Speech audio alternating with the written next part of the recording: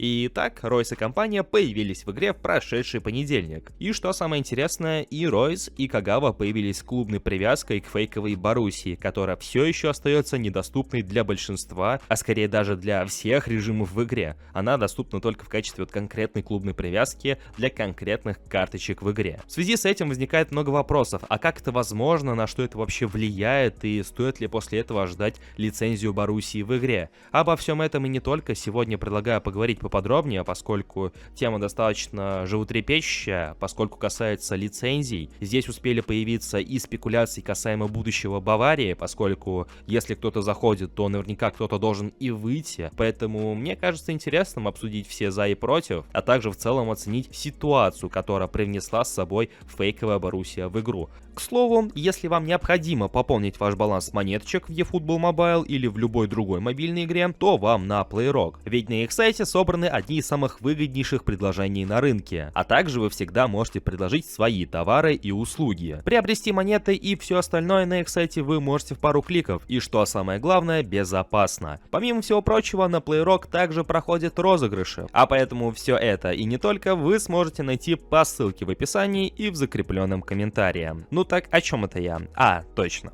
Касаемо Ройса и Кагавы, здесь таить интригу не получится, поскольку здесь все достаточно просто и крайне прозаично. Их появление в качестве эпических футболистов стало возможным благодаря отдельным соглашениям с самими футболистами, то есть сама Боруссия здесь ни при чем. Здесь ни при чем те чемпионаты, в которых они играют. Ну, касаемо Кагавы я не уверен, играет ли он до сих пор, а вот касаемо МЛС и Ройса, первое здесь вообще никакой роли не играет, а играет именно сам Марко Ройс.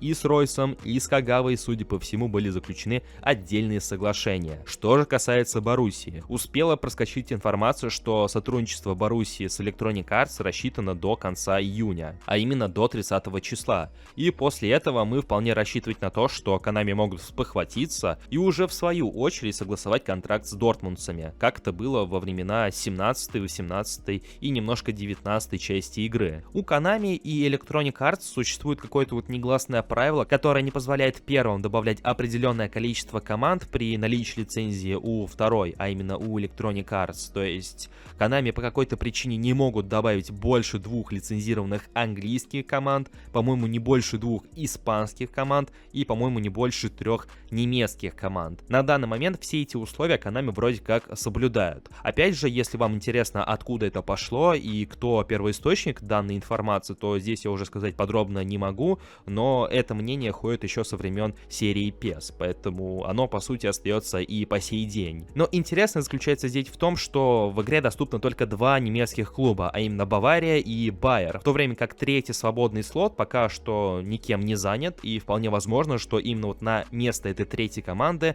мы и увидим Боруссию Дортмунд. Хотя другие считают наоборот, что если Боруссия Дортмунд появится, то пропадет та же самая Бавария, поскольку, как так, Electronic Arts потеряют сотрудничество с одной немецкой командой и не будут пытаться забрать другую. И все как один говорят, что сотрудничество Баварии и Konami в свою очередь также подходит к завершению уже этим летом. Но вся суть в том, что с момента продления этого сотрудничества в 2022 году, а именно также летом 2022 года, нигде не упоминалось о сроках данного сотрудничества. А поэтому вряд ли можно сказать наверняка, что сотрудничество Баварии и Konami заканчивается этим летом. Как по мне, это не более чем спекуляция. И если Боруссия действительно сможет появиться после того, как у них закончится контракт с Electronic Arts, я не думаю, что Бавария после этого может уйти в противоположном направлении. А что касается самой Боруссии Дортмунд, то, как по мне, данное сотрудничество было бы очень даже неплохим, поскольку у Боруссии, несмотря на то, что это прям не самый такой расхайпленный клуб, наверное, не так много звезд от него вспоминается, но, тем не менее, можно вытащить пару-тройку эпических футболистов для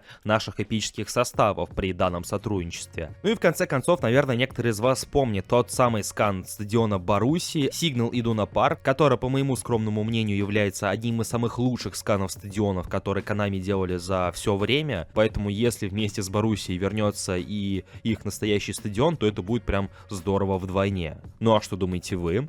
Как и всегда, ваше мнение буду ждать в комментариях под этим роликом. Также не забывайте поддерживать его своими большими пальцами вверх и подписывайтесь на канал с колокольчиком, если вы находитесь здесь впервые. Всем спасибо за просмотр и до встречи в следующих видео. Всем пока!